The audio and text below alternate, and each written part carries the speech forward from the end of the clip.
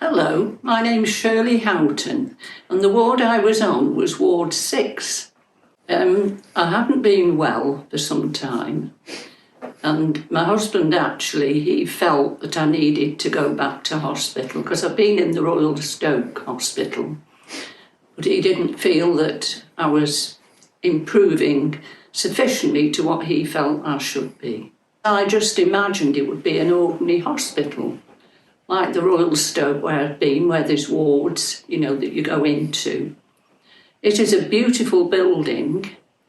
That was really very, very beautiful. But it frightened me somewhat because I wasn't prepared really. But then, of course, I thought, well, I'm here. I've got to go through with it. So that's what I did.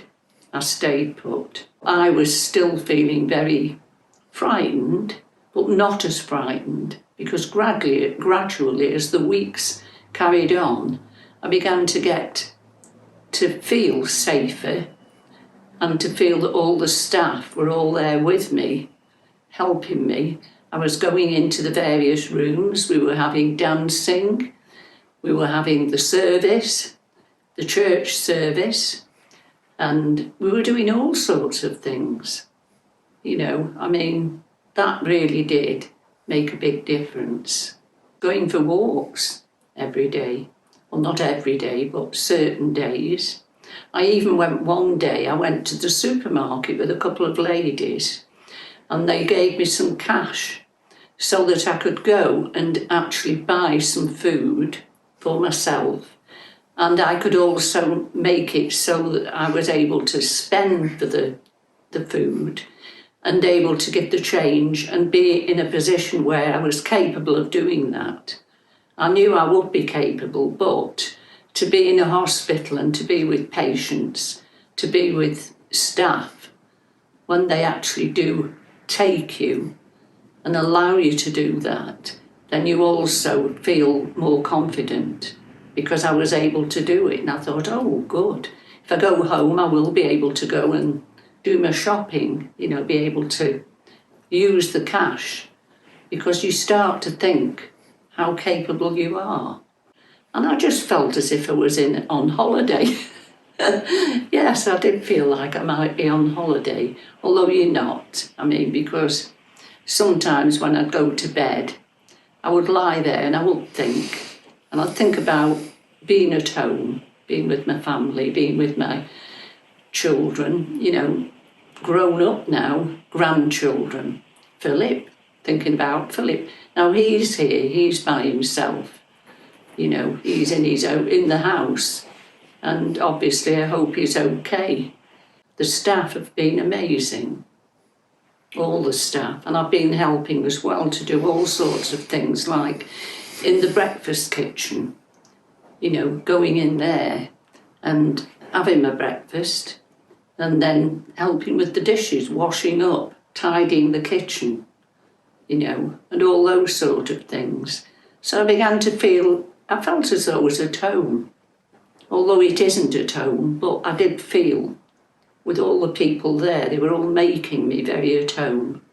Steve, he was absolutely amazing. He would take me when there was a service coming, from the church. I would sit down and we'd listen to the service and I'd sing to the hymns. And that was wonderful. There was a hairdresser's with Stephen and also a lady as well, both of them. And Stephen did my hair and he'd take me into there and it was wonderful. My nails were done, facial, and at Christmas, having my hair done, it was just a joy, it was a treat. And the lovely Christmas presents I had also from the staff. They bought me Christmas presents. And I didn't expect that. I thought that was just wonderful. Well, I just think they're there every second of the day. They're there for patients. They make you feel that you're safe in every way. And I think that's very important. Yes, I do think the hospital is a wonderful place. And I think the one thing that I realised, and I ought to have realised it before Shirley was in there, but nevertheless, when you see it for yourself, it comes home to you, and that is that psychiatric hospitals are, or should be, and certainly Harplan's is one, a place of therapy and curing and care, and not just a dumping ground for whatever.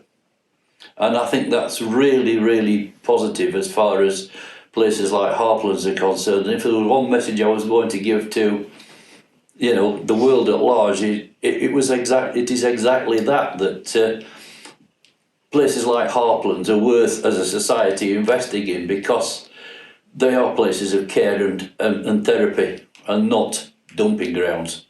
Exactly, yeah. I feel too. I feel that people come in and they're scared. We're all scared. But by the time they've been in, I'm sure they start to feel confident and they feel cared for. And that is the best thing you could have, isn't it? That's the best thing anybody could have, is to feel loved, needed and wanted. I think we all need that, don't we? I've even felt I've wanted to go back. Isn't that strange? I've sort of got up in the morning and I've started thinking about what I would be doing now with Steve, where he's now. He's coming round with the cups of tea and he's saying, "Would you like a cup of tea, Shirley?" And I'm thinking, oh, I wished I was there now having a cup of tea with Steve, and all the things that they are doing.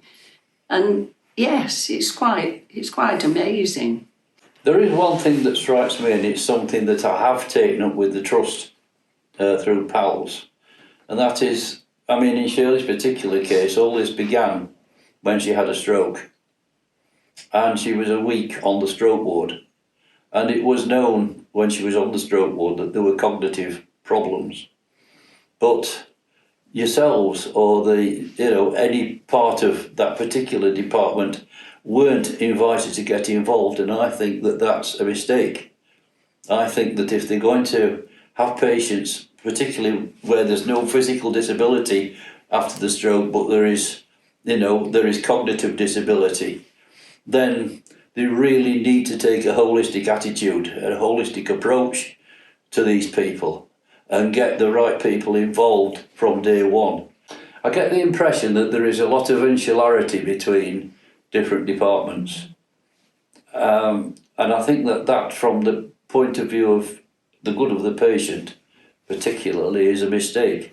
I think if there is an area of expertise that is required outside of your own, you should not feel too proud to invite it in.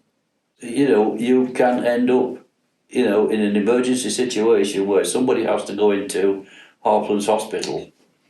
And this was 5 months after the event. And that 5 months period was a period of great difficulty for all concerned. And there was no backup there. There was nobody to turn to on this at the time. And it eventually led to Shirley having to go into Harplan's. And if there had been the backup, if there had been the involvement of these people from day one, it wouldn't have had to have done convinced of it. And thankfully I was very fortunate to be in the hospital I was now in, and I think I was very well looked after, very cared for, and that is something which is very precious. I just want to thank everybody. There are so many people, too numerous to probably know all the names, but I just want to say a very big thank you for making me well. Yeah. And I'd like to second that as well. The patience with which people answered the phone to me more or less every day when I phoned up to find out how she was quite amazing. So thank you. Thank you isn't big enough really to say thank you. But to me, I'll never forget. I will never ever forget this. I will be grateful for the rest of my life.